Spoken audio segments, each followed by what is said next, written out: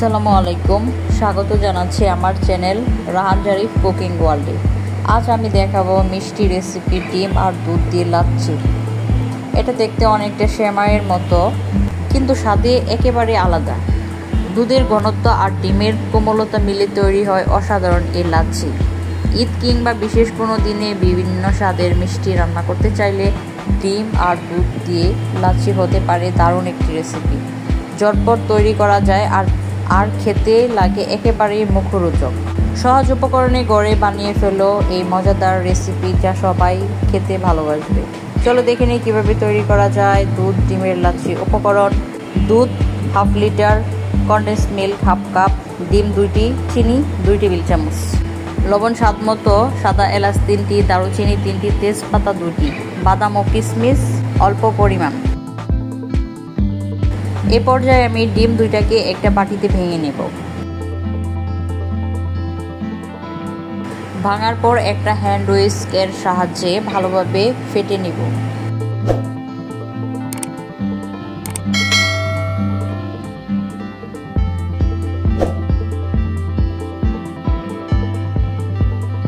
ফেটানো শেষ হয়ে গেছে। এখন আমি চুলায় একটি প্যান বসিয়ে নিচ্ছি। প্যানের মধ্যে দুধ দিয়ে দিচ্ছি।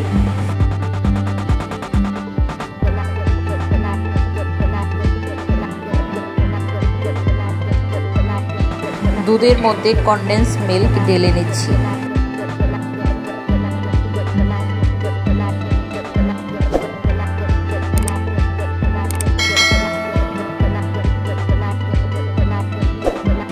খুব ভালোভাবে নেড়ে চেড়ে দুধের সাথে মিশিয়ে দেব।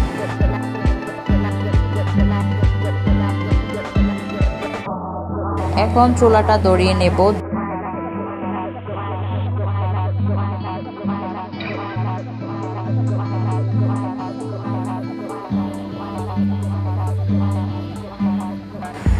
দুধ 5 থেকে 6 মিনিট জাল করে নেব। দুধের মধ্যে বলক চলে এসেছে। এখন আমি তেজপাতা, সাদা এলাচ ও দারুচিনিগুলো দিয়ে দিচ্ছি।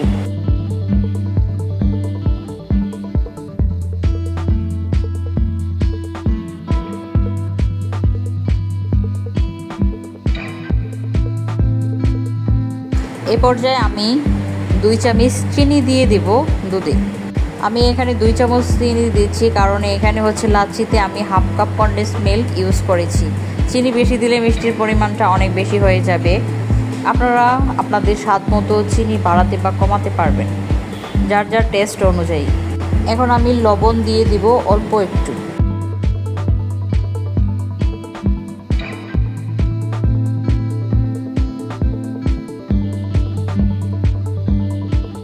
মিষ্টি খাবারে লবণ দিলে চিনির টেস্টটা একদম পারফেক্ট হয়ে থাকে।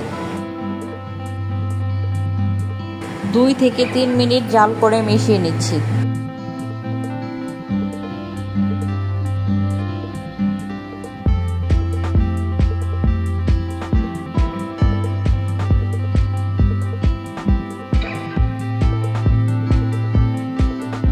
এই পর্যায়ে আমি ফেটানো ডিম দিয়ে দিব। একটু খেয়াল করে দেখেন কিভাবে ডিমটা ছাড়তে হবে দুধের মধ্যে। ডিমের বাটিটা উপরে রেখে আস্তে আস্তে ডিম চিকন করে ফেলতে হবে।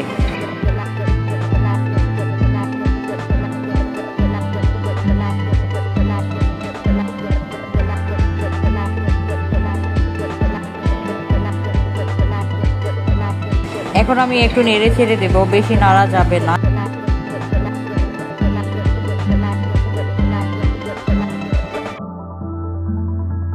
বাদাম ও কিশমিশ দিয়ে দিচ্ছি।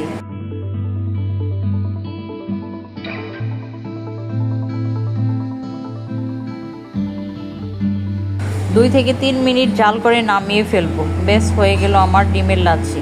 এখন এটাকে ঠান্ডা করে পরিবেশন করব।